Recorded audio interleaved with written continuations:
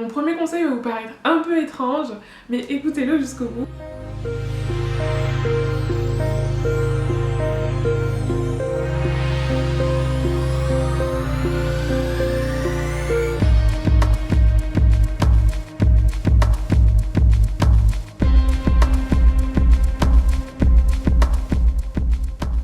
Hey! Aujourd'hui je reviens avec une vidéo conseil qui sera cette fois centrée autour de l'écriture, examen, etc. Et je voulais partager avec vous mes conseils pour être productif.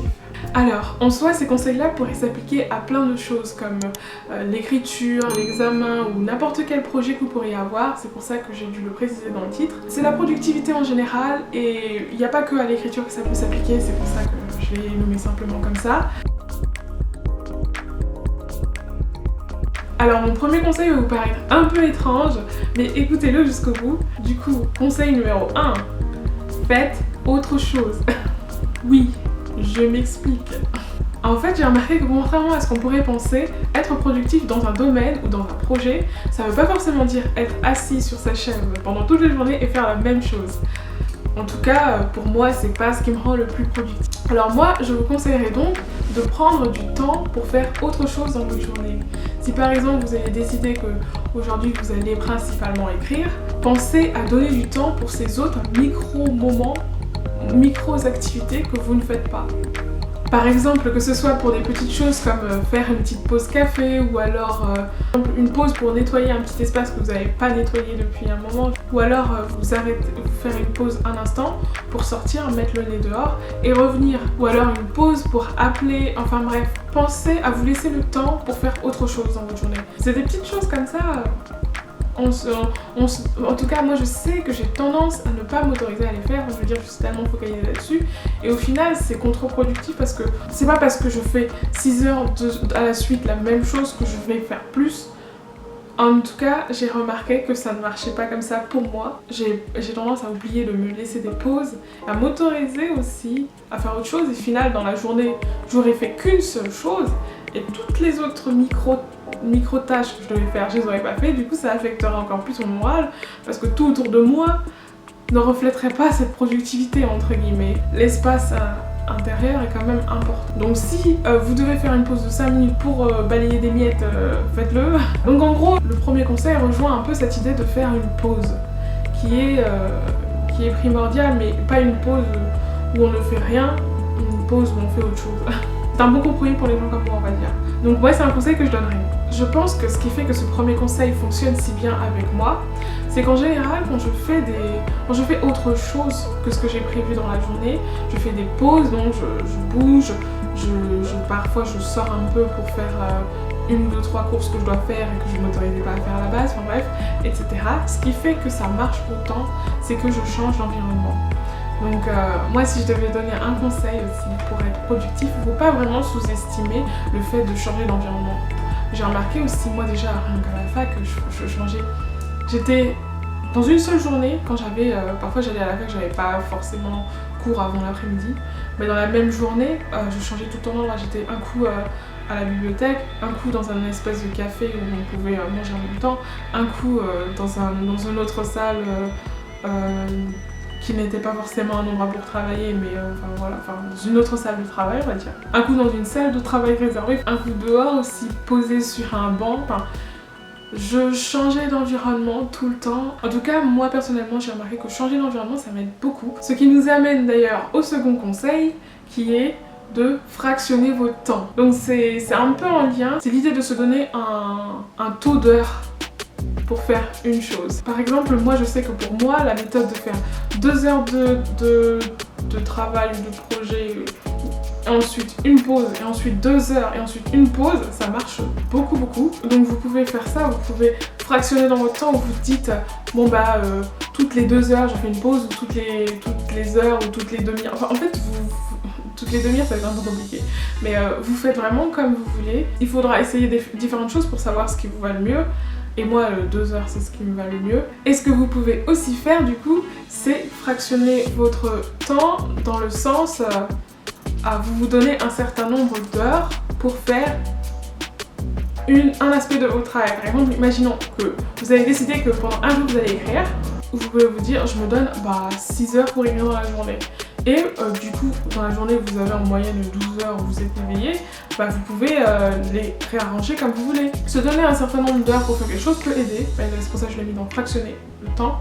Moi, ce qui marche le plus, c'est de ne pas me mettre la pression avec un certain nombre d'heures et plutôt de dire bon au bout d'un moment, toutes les 12 heures, je fais des pauses. Après, c'est un idéal, hein. Je vais pas mettre une alarme toutes les 2 heures pour m'arrêter et faire une pause. Mais j'ai remarqué que de toutes les façons, au bout de 2 heures, je décrochais, donc au bout de 2 heures, il vaut mieux que je fasse une pause et que je fasse autre chose. Et finalement, j'utilise pas trop le terme pause parce que finalement, je fais autre chose, mais pour moi, cette autre chose est une pause. Si je me lève et que je vais manger un encas, pour moi, ça fait partie de ma pause parce que je fais autre chose que ce que j'avais prévu de faire.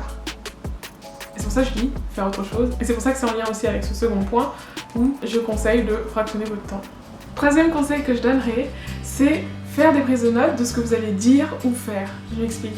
Par exemple, si le domaine dans lequel vous voulez être productif, c'est les examens, vous pouvez dire pour réviser telle matière, j'aimerais revoir les algorithmes, vous faites des notes, des listes, et comme ça ensuite, après quand vous allez vous concentrer dessus, vous savez exactement ce que vous voulez revoir. C'est la même chose si vous voulez organiser un projet par exemple, vous savez, aujourd'hui je fais une prise de notes de ce que j'ai envie de travailler dans ce projet, en lien avec ce projet. J'ai envie que dans ce projet-là, j'ai revu, je sais pas moi, s'il y a besoin de revoir une compta, vous avez vu le compta, ou alors si c'est un projet artistique, vous pouvez vous dire aujourd'hui j'aimerais avoir déterminé quels outils j'utiliserai, ou avoir réuni tous les outils que j'utiliserai. Enfin, c'est un tas de choses comme ça, mais moi ça m'aide beaucoup. Moi c'est quelque chose que de toute façon je fais déjà en écriture, mais je ferai sûrement un vlog en lien avec l'écriture parce que j'ai une certaine manière d'écrire. Si ça vous intéresse, dites-moi parce que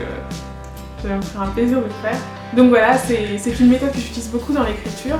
J'appelle ça un peu le squelette, mais en fait en gros c'est un fil conducteur. Le but c'est d'avoir une idée de là où on va en fait. En gros je précise le fil conducteur pour chaque activité dans laquelle j'ai envie d'être productive le jour même. Donc je fais ça tous les jours en fait, chaque fois. Mais c'est très utile parce qu'on gagne du temps. Par exemple, surtout si c'est un truc que vous devez dire.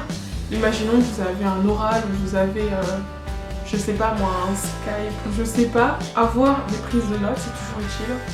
Je sais pas si c'est clair. J'espère que ça l'est quand même. Moi j'aime bien ce conseil, j'espère que ça va être utile. Quatrième conseil pour être productif, donnez-vous des petits objectifs clairs et précis. Donc j'ai précisé petit parce qu'ils n'ont pas besoin d'être faramineux en fait. C'est selon vos besoins en fait que vous devez les fixer, mais c'est bien d'avoir en tête des objectifs très clairs de ce que vous voulez faire. Par exemple si c'est, je pense au projet de réaliser de gérer un blog ou d'avoir un blog, vous pouvez vous dire moi mon objectif que j'ai envie de me poser pour ce mois-ci, c'est de publier 2 articles par mois. Ou alors un article par semaine. C'est vraiment à vous de les déterminer, mais une fois que vous avez ça en tête, vous allez voir que vous allez être pour le coup 1000 fois plus productif dans le domaine que vous visez quoi. Puisque vous aurez ça en tête, vous saurez exactement que c'est ça que vous cherchez à atteindre, et du coup, vous allez agir en conséquence. L'idée c'est ça quand même, hein. C'est pas juste de dire ça et de se dire oh ce serait bien si je postais un article par mois et rester là et se dire ce serait bien sans vraiment chercher à le faire. C'est se rendre compte qu'on peut ne pas mettre des choses trop haut, trop difficiles pour vous à atteindre ou trop vous sentez pas de le faire là tout de suite, mais il faut pas non plus que ce soit trop, je sais pas si ça existe des objectifs trop faciles. Mais je veux dire, l'idée c'est souvent de faire, en fait faites juste ce que vous voulez faire, vraiment.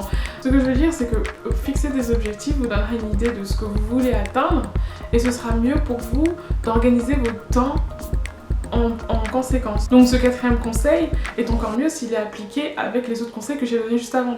Parce que si par exemple vous avez décidé de faire un article par blog, vous pourrez fractionner votre temps dédié à cet objectif et ensuite vous pourrez vous faire des pauses en lien avec ça et donc vous atteindrez votre productivité dans ce domaine. Parce que oui, j'ai pas précisé, c'est vrai, j'aurais peut-être dû le faire. Pour moi, être productif, c'est produire ce qu'on a attendu de soi-même. C'est vraiment atteindre les objectifs qu'on s'est fixés. Alors il y a plusieurs termes, plusieurs sens derrière ce mot, bien sûr, mais pour moi vraiment être productif c'est pas... c'est être productif par rapport à soi-même.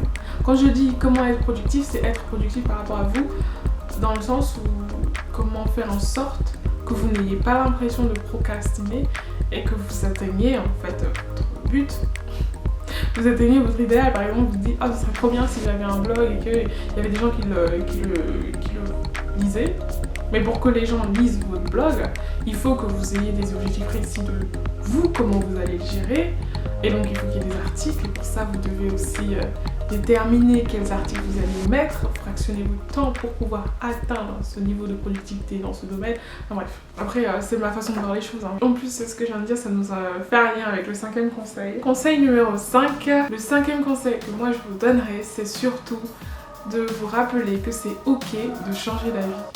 Donc si vous avez changé d'avis au niveau de vos objectifs ou de ce que vous allez faire dans la journée, il n'y a pas de mal à ça. Le tout c'est de réorganiser et c'est normal de se réorganiser en fonction des aléas qu'il y a dans la journée. Je sais pas moi, si vous vous sentez pas bien ce jour-là, c'est normal que vous fassiez pas exactement dans le même ordre ce que vous avez choisi ou que vous preniez plus de temps pour faire une chose que ce que vous avez prévu. Donc pour moi c'est vraiment important de vous rappeler que c'est ok de changer d'avis et que ça vous aidera aussi à être productif. Il ne faut pas se dire que c'est parce qu'on a changé de plan ou quoi qu'on va pas atteindre ses objectifs ou qu'on va pas être productif dans le sens où on va pas produire ce qu'on avait envie de produire. Donc voilà.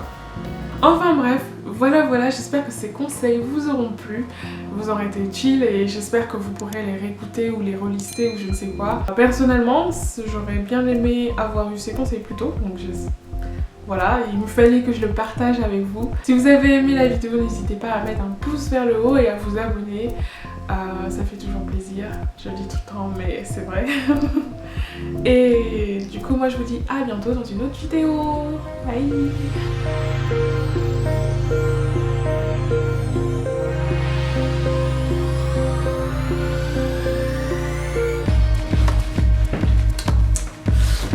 Hey.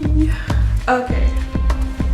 Donc si par exemple je me lève et que je vais, je sais pas moi, manger un casse-croûte ou je sais pas quoi, enfin, casse-croûte ça se dit ça, bah vous allez être encore plus focalisé, vous savez exactement ce que vous voulez voir.